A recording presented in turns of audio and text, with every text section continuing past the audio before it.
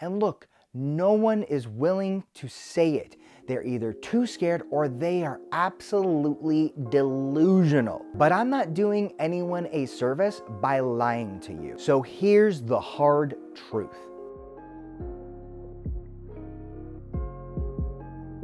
Juventus are struggling. The dream of a 10th straight Scudetto is dead. The 2020-21 season has been a nightmare. Even former players are coming out criticizing a once great club that has turned to utter mediocrity.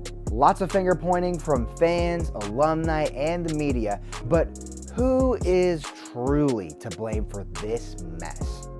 Winning is the only thing that matters in Turin. It doesn't matter how you get it done, all that matters is that you get it done. Through the decades of Italian football, clubs like Milan, Inter, Roma, Napoli have made for shark-infested waters. But the Bianconeri don't just tread water. They dominate Italy's football ocean with a whopping 36 titles, the combined total of both Milan clubs. They've had some of the greatest players in the game's history with Buffon, Fabio Cannavaro, Zinedine Zidane, Michel Platini, and many more. But in recent years, even with their great squads, they were soundly beaten in 2 Champions League finals. Not only has their reputation suffered in recent years, but they were also falling behind the times. They fail to make the same money as other top clubs without a massive broadcasting deal.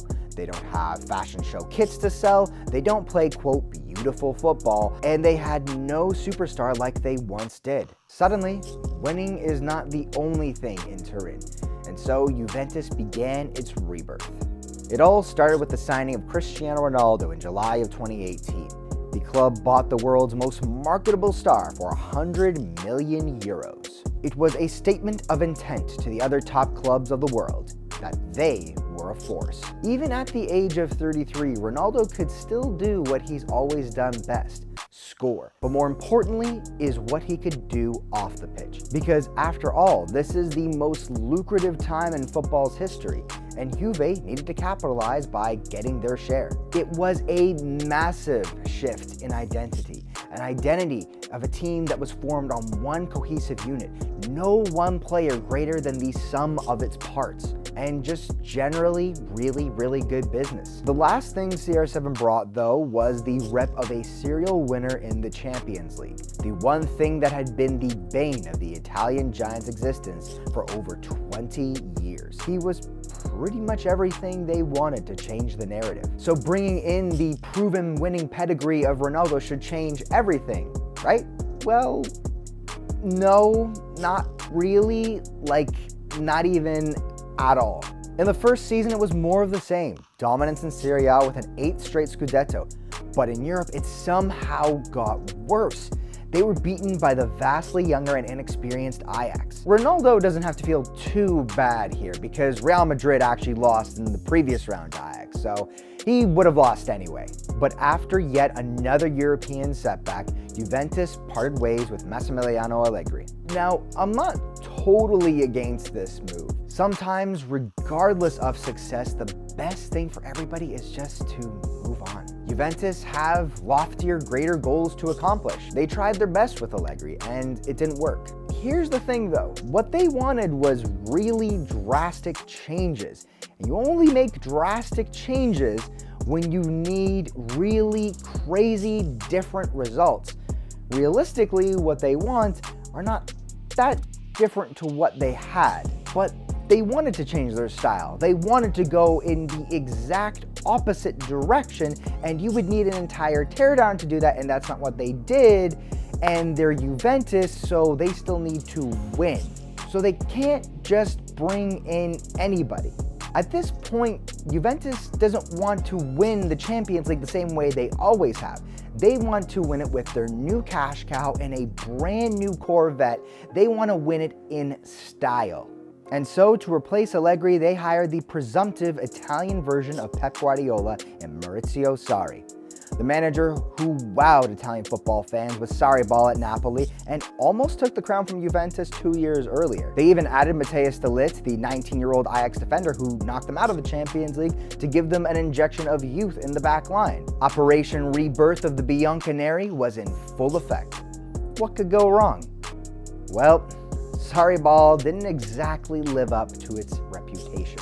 The play on the pitch was monotonous and uninspiring, but that shouldn't really come as a surprise to anyone. This was a team transitioning from players that were suited for a style that was flexible to a style that was unflexible, rigid, and only played one way. You first had the formless but still cohesive, aggressive Allegri side into a team that funneled the ball into one goal scorer, leaving them stiff, rigid, and devoid of any true creativity. Now to Sarri ball, but the manager was forced to slowly employ his philosophy while adapting the side and still feeding Ronaldo his chances. In the end, they win their 9th straight Scudetto, but they were bounced from the Champions League once again by Lyon, another massive underdog. Sarri got the sack, and what were once growing pains would turn into debilitating battle wounds. The new season began, and Juventus hired a new manager in Andrea Pirlo. The glaringly obvious issue: Andrea Pirlo had just 1 week of managerial experience under his belt with the Juve under-23 side. For anyone paying attention, this should have been a dead giveaway of the club's utter disarray and desperation. You only make this move if you're trying to say to the fans, please, please, just pity us and allow us to keep going with our terrible process that has led us to absolutely nothing positive. You have a team rebuilding, yet looking for their typical dominance and then some, with their European aspirations as strong as ever, but you have a manager with no true experience as a manager. Fast forward to the present, and Juventus have shockingly nothing. This team can barely cling to a top 4 spot, let alone a league title, and have once again been knocked out of the Champions League by another team that had no right to beat them the way they did. It all comes down to this: Juventus have lost their identity. The stab wounds inflicted by the club itself. They decided to forgo their tradition and what had made them so successful and so great for so many years, for money and style over substance, and a goal that was actually well within their reach with a few minor tweaks and a little bit of patience. At the start of this, I asked, who is to blame for this mess? And look, no one is willing to say it. They're either too scared or they are absolutely delusional. But I'm not doing anyone a service by lying to you. So here's the hard truth. Yes, I'm talking to all you Cristiano Ronaldo stans out there. Your boy ain't what he used to be. He's not the guy he is in FIFA. That's a lie. He's not even the same guy that arrived in Turin. Yeah, sure, he can score a goal here and there when you funnel nearly every single chance into him. And what was it, about 13 penalties for him last season, which amounted to about half of his total goals? Plus, these penalties were literally just handed to him on a silver platter, but refs have to do it because it's Juventus and it's Cristiano Ronaldo, and you gotta make sure that you interpret things a certain way so that he gets what he needs so you can market the league properly. Beyond that, the dude is just a black hole. He offers nothing to the other players. He can't dribble anymore, and it's hard to tell if he can make a great pass anymore because he never tries, and he's getting slower and stiffer by the week. The best part is when he was out of the lineup against Lazio, Juventus actually looked cohesive. They looked like a team for once, and the first time in like 3 years. Everyone got involved and they dominated and won easily. Obviously, it's not all down to Ronaldo though. He's just a microcosm of the self-inflicted wounds I've been talking about. It's the club's fault for spending all their money on him, and with it throwing away what made Juventus so great, turning them into what has been an absolute disaster. To all the Juve fans, I feel bad. I mean, who wouldn't want all those things?